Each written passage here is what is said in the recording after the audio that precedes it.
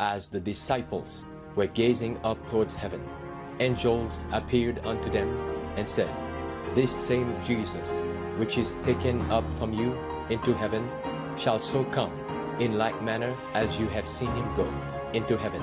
This is your daily devotional. Maranatha, the Lord is coming. Maranatha, a daily devotional by Ellen G. White. Reaching the height of Christian perfection. Now unto him that is able to do exceeding abundantly above all that we ask or think, according to the power that worketh in us.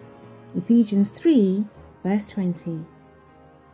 If you make God your strength, you may, under the most discouraging circumstances, attain a height and breadth of Christian perfection which you hardly think it possible to reach.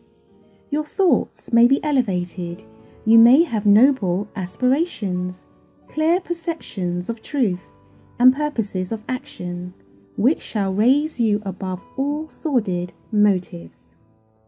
Both thought and action will be necessary if you would attain to perfection of character.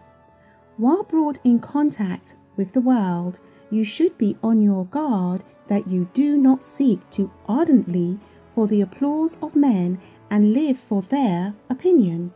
Cultivate the grace of humility and hang your helpless souls upon Christ. In the midst of confusion and temptation in the worldly crowd, you may, with perfect sweetness, keep the independence of the soul.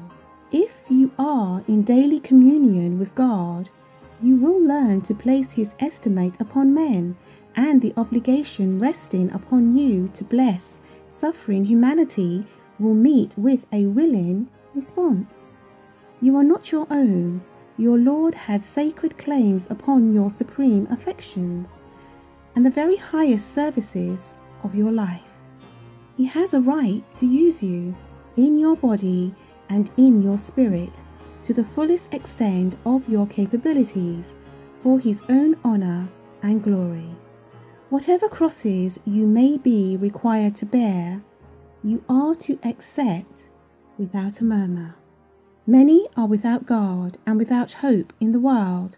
They are guilty, corrupt, and degraded, enslaved by Satan's devices, yet these are the ones whom Christ came from heaven to redeem. They are subjects for tenderest pity, sympathy, and tireless effort, for they are on the verge of ruin. They suffer from ungratified desires, disordered passions, and the condemnation of their own consciences. They are miserable in every sense of the word, for they are losing their hold on this life and have no prospect for the life to come. You have an important field of labour, and you should be active and vigilant, rendering cheerful and unqualified obedience to the Master's calls.